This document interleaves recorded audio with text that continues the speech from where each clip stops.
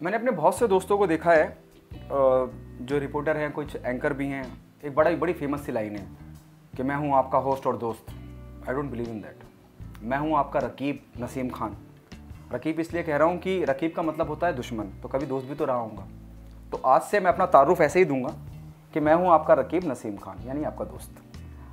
और आज जिस कहानी की मैं बात कर रहा हूँ वो कहानी एक ऐसी शख्सियत की है जिसे किसी भी तारुफ की ज़रूरत नहीं है। मैं बात कर रहा हूँ माधुरी दीक्षित की। अब आप अगर ये सोच रहे होंगे कि मैं उनकी कोई प्रेम कथा सुनाऊंगा, नहीं, ऐसा कुछ नहीं है।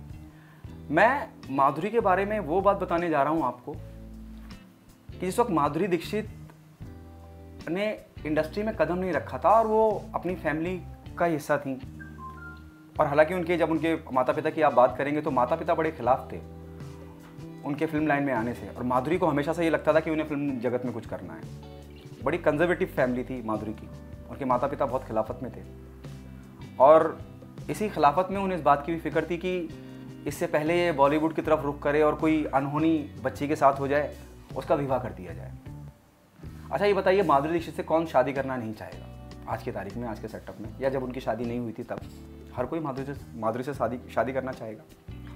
और जब उनके माता पिता को लगा कि माधुरी की शादी कर देनी चाहिए, तो वो रिश्ता लेके एक ऐसे शख्स के पास गए, उसे भी किसी तारुफ की ज़रूरत नहीं है। उसका नाम मैं आपको बताऊंगा, लेकिन सबसे अहम ये था, माता पिता की चिंता ये थी कि ये बॉलीवुड में ना जाए, बस किसी तरह से इसे रोकना है।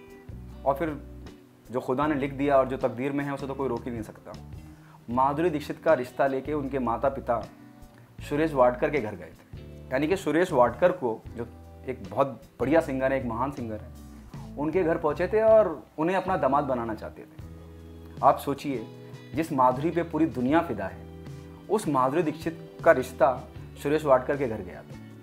और उससे भी दिलचस्प बात यह है कि जब सुरेश वाडकर के पास ये रिश्ता गया, उनके माता पिता, माधुरी के माता पिता लेके गए, और कोशिश ये थी कि इनका विवाह कराया जाए, और विवाह में एक बार विवाह संबंध में आ जाएंगे तो फिर घर गृहस्थी में उलझ जाएंगी, तो फिर कहाँ बॉलीवुड और कहाँ हिंदी फिल्म जगत की तरफ रुख करेंगी। कोशिश यही थी, लेकिन तकदीर ने तो कुछ और लिख रखा था माधुरी के लिए। उनके माता पिता रिश्ता लेके पहुँचे, और जैसे उस वक्त में, आज तो खैर दुनिया भर का सोशल मीडिया, इंटरनेट, व्हाट्सअप, पता नहीं क्या क्या हो गया है, जिससे बड़ी आसानी है मैसेज के आदान प्रदान में। उस वक्त तो ये सब हुआ नहीं करता था।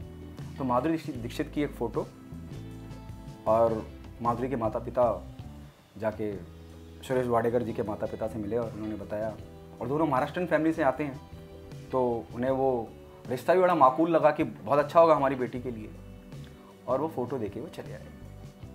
सुरेश वाडेकर के माता पिता ने जब फ़ोटो दिखाया तो सुरेश वाडकर ने एक निगाह मारी, देखा। अच्छा, शुरुआती दौर में क्योंकि बहुत कम उम्र थी उस वक्त माधुरी की, तो बड़ी दुबली पतली थी माधुरी, तो सुरेश वाडकर ने माधुरी का रिश्ता सिर्फ इस बात के लिए इनकार कर दिया, इस बात के लिए माधुरी को रिजेक्ट कर दिया कि वो बड़ी दुबली पतली है। और इस तरह से माधुरी दीक्षित सुरेश वाडकर की पत्नी होते होते रह गई, और इस वजह से हमें एक बहुत बहुत बहुत बड़ी दिग्गज कलाकार माधुरी दीक्षित की शक्ल में मिली।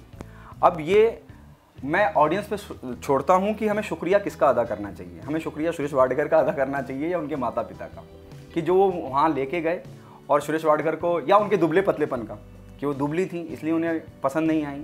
आप सोचिए कितनी हैरान कर देने वाली बात है। और जब माधुरी ने खुद शादी करी, उस वक्त की मैं बात कर रहा हूँ जब माधुरी ने डॉक्टर नेने से शादी की थी, श्री राम नेने से, तो इंडस्ट्री में बड़ी कहीं ना कहीं हल्की हल्की दबी जुबान में बात होती रही कि अरे यार, हम भी तो इंडस्ट्री का हिस्सा हैं, उन्हें वहाँ जाके करने की ज़रूरत क्या थी। और सोचिए, सुरेश वाडकर जैसे सिंगर, जैसे दिग्गज सिंगर, उस वक्त तो खैर वो संघर्ष करते जिस वक्त रिश्ता गया था, उन्होंने उन्हें रिजेक्ट किया था।